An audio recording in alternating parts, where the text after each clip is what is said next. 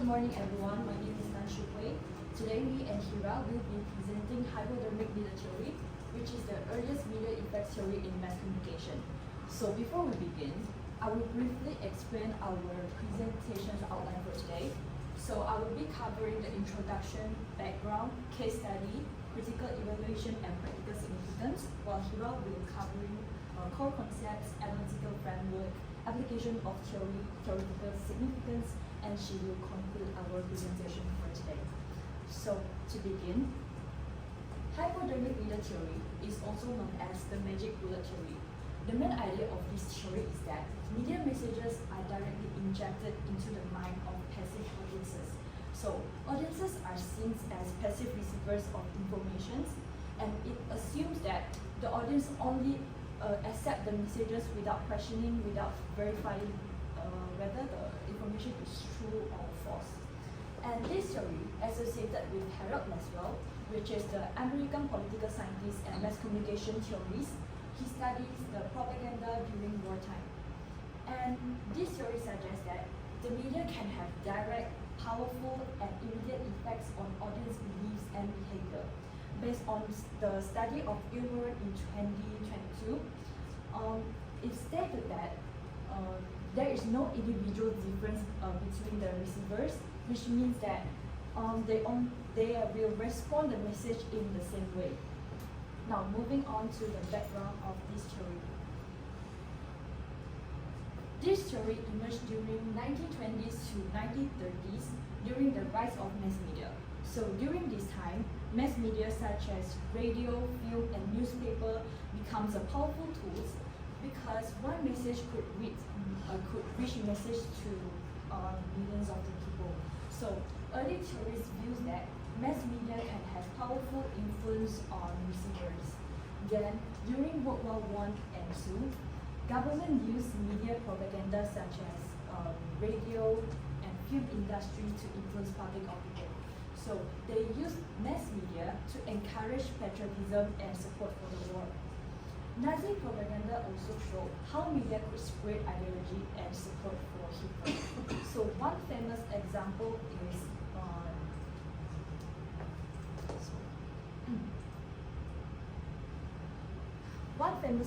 is Triumph of the Will.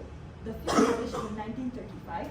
So the film presented Hitler as a heroic and powerful leader through speeches and dramatic visuals. So its purpose was to strengthen support for fascist ideology and build loyalty to Nazi party.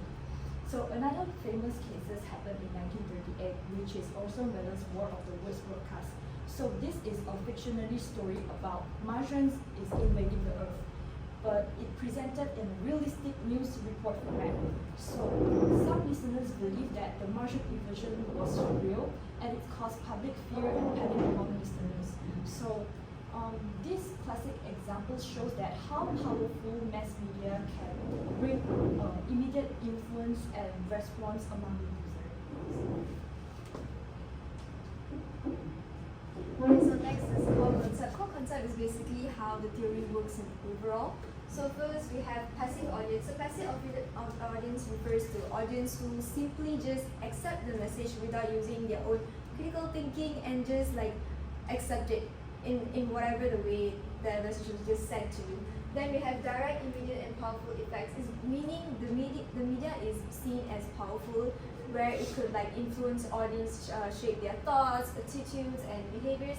Last, we have message acceptance, where the messages is accepted the way it is intended. So when you receive this message, let's say I'm receiving, for example, energy drink, right? And everyone says the energy drink is like, oh, it helps you like focus, it like gives you super focus and enough strength. As an audience, as a passive audience, I see that and I just like believe, oh, it's gonna give me some focus. I don't do any much thinking. I don't think like, is it gonna work? How does it work? Is it healthy? I don't think all that. So that is what message acceptance means. So this is the analytical framework of the hypodermic needle theory, linear stimulus response process. This is the process. So media message. So the content acts as an external stimulus. The stimulus basically means anything that triggers the audience reaction. And then we have audience reception, where the content like it the message is like sent to the audience, and then they just like take it as it is. They don't interpret it in a way. And then the effects eventually the content, the exposure they were exposed to, it influences the shape, their opinions, even their real life actions. Then behavioral outcome, where these content may or may not affect their the way they think, the way they act towards like real life. Okay, so move on to our case study. We selected the 5G and COVID-19 conspiracy theory in UK. So these belong to digital media trends because it's focused on how misinformation spread through online platforms and how it led to offline harm in the UK. So during the early pandemic of 2020, two major false claims spreading online. So the first claim is that 5G technology could create COVID-19. And this is supported by the study of Ahmed 2020. He studied the hashtag of 5G coronavirus on Twitter. And from 233 tweets, 34.8% of the tweets stated that 5G linked COVID-19. And another claim was that 5G radiation could weaken people's immune system. So the study of Full Fact 2020 report that one version of the conspiracy theory claimed 5G could weaken people's immune system. So people believe that the exposure to the radiations of to the 5G radiation could make them more vulnerable to the virus. However, Full Fact also state that there is no scientific evidence based on this claim, and the government in UK also state there is no evidence that link 5G and COVID-19. So the screenshot shows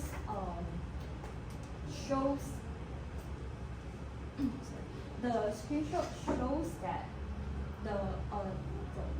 the screenshot is from the official page of Ofcom. So Ofcom is the communication regulator.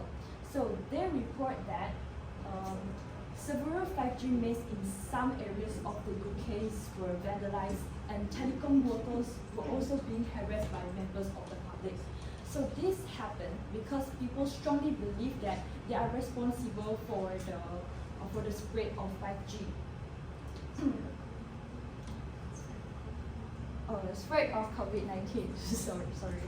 So this case links to hypodermic needle theory because the false message was spread through online platform, and it caused fear and distrust, and then it also leads to offline harm. So this is the application of theory using the UK 5G COVID-19. So media message through false claim that 5G technology caused COVID-19, where audience received it and they were repeatedly exposed to this misinformation. Later on, it developed to like causing them fear, trust, and eventually acceptance of the false claim, resulting in mass vandalism and harassment towards the telecom workers. There are several weaknesses and strengths of this theory. So the first weakness is that it oversimplifies audience as passive receivers. So in reality, people... Okay, before I continue with critical evaluation, I want to explain that this video is recorded separately because the original recording in class for this section was lost due to my phone technical issues. So to make sure the presentation is complete, I decided to re-recording for this part and linking it back with our original video. So I will begin with my critical evaluation. So there are several weaknesses and strengths of hypodermic needle theory.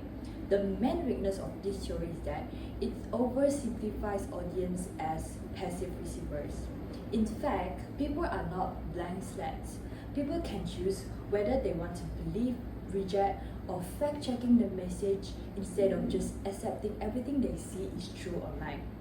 Secondly, it ignores individual differences and social context. This is not reality because people's reactions can be differently shaped by factors such as beliefs, cultures, education, and media literacy. So not everyone will respond to a message in the same way. Thirdly, it's limited for today's interactive digital media environment. As we know, Hypodermic media theory is developed during the age of traditional mass media, so it's commonly one-way communication. So, in today's interactive digital media, people can share, blog, report, and create their own content.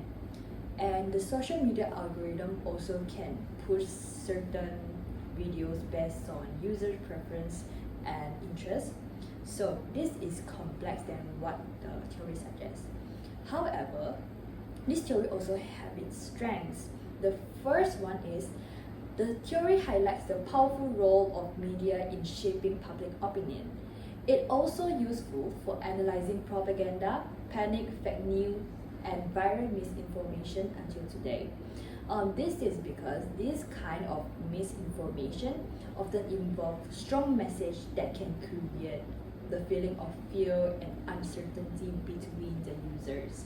So it reminds us that although this theory is old, but when it comes to media messages, it can still have a powerful influence on people's behavior, mindset, and it also affects what they believe. Thank you. So the theoretical significance is understanding media power, explains where this theory explains how media message can influence audience attitudes and behaviors, shape their thoughts, and eventually how they act in the real world. Next, we have explaining misinformation effects. This helps our audience understand why certain messages can spread fast rather than the other messages. Next, we have foundation for later researchers. This theory was initially criticized because they assume that every audience is passive, they don't interpret according to their own knowledge and interpretation, but it later contributed to studies focused on audience interpretation and how media is a very powerful media to influence audience. So for the practical part, it is also significance in how it applies in our real life. So firstly, platform accountability is important. Since misinformation can spread rapidly across social media platforms, so platforms need a stronger and faster system to reduce the harmful content. So this can include a stronger fact-checking, warning labels, and content moderation to decrease the risk to public safety. And secondly, media literacy should be treated as public policy. Audience still need the ability to verify if the information is true or not, especially during a crisis. The feeling of fear and uncertainty will reduce the ability of audience to think critically. Therefore, government and education should provide a long-term media literacy campaigns to teach audience how to question to those emotional messages. And lastly, forwarding limits. False messages spread very quickly when people forward them to many peoples, many chats, and many groups at the same time. So platforms can limit how many times a message can be forwarded and can be spreading, especially when it has been shared for many times. Alright, to conclude, hypodermic media theory basically explains that how certain media can influence people's beliefs and behaviors. However, modern research shows that not every audience are passive audience because they tend to interpret the message, certain messages according to their own personal interpretation, the knowledge that they have based on the topics. So this theory is still relevant, but it should also consider the newer users' activity in audience these days.